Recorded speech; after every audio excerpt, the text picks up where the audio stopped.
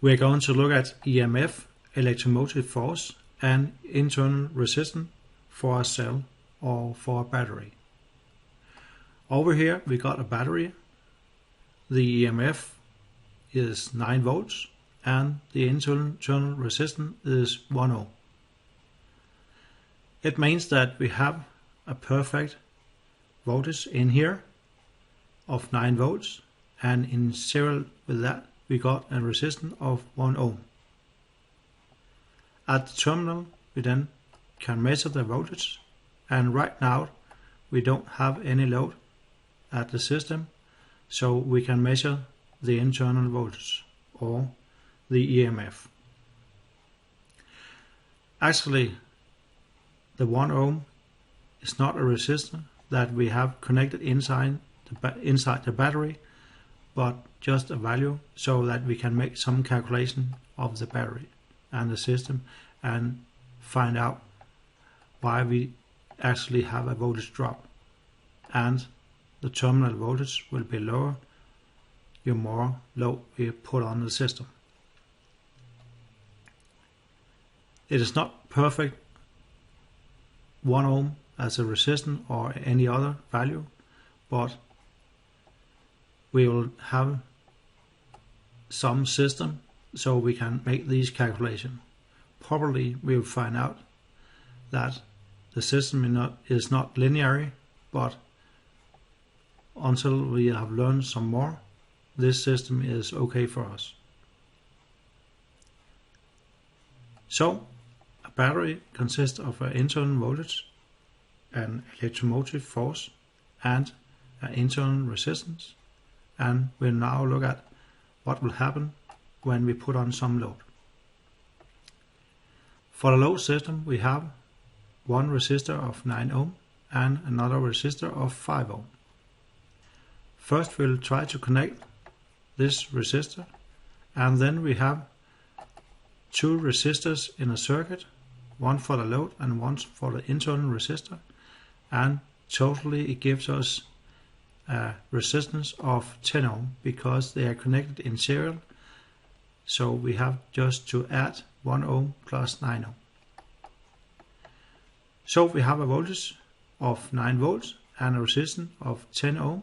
It gives us a current of 0.9 amp. We'll try to switch the system on and see if it's true. We can see up here we have 0.9 amp, so it seems to be true. We also see that the terminal volts now are 8.1 volt instead of 9.0 volt. It is because we have a voltage drop over the internal resistance of 1 ohm. And Ohm's law said that if we got 1 ohm and 0.9 amp, we got a voltage drop of 0.9 volt. And if we subtract that from the internal voltage or EMF, we got 8.1 volts at the terminal voltage. Now we'll disconnect the system and try to find out if we put on the load of 5 ohm. Then we got a total resistance of 6 ohm, 5 ohm plus 1 ohm, and the current will then be 9 divided by 6, 1.5 amp. If we got a current of 1.5 amp, we also got a voltage drop over the internal resistance of 1.5 volt. So it should give a terminal voltage of 7.5 volts, because we got 9 volts minus 1.5. We'll try to see if it is true. The current 1.5 amp, yes, and the voltage 7.5 volts. So it seems to be true. So if the load is higher, the terminal voltage will be lower. We still got the internal voltage or EMF for the battery of 9 volts. If we switch on both load number 2 and load number 1, then probably we'll get a current of, let's say, 0.9 plus 1.5, that must be 2.4 amp. So we'll try to connect it. Now we see that the total current is then 2.14 amp. And it's because this load and this load both give us a voltage drop across the internal resistor. And then we cannot just handle one load and in the other way the other load and add the current together, because now we got a parallel circuit outside in the system, load system.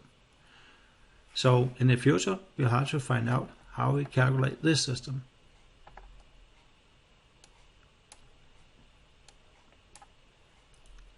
So we can measure the EMF or internal voltage if we just measure the terminal voltages when we got no load. And then we can connect a load to the system and measure the terminal voltage and the current, and thereby find out the voltage drop across the internal resistance. And if we know the voltage drop and the current, we also can calculate the internal resistance. Sometimes we only got 2 load situations.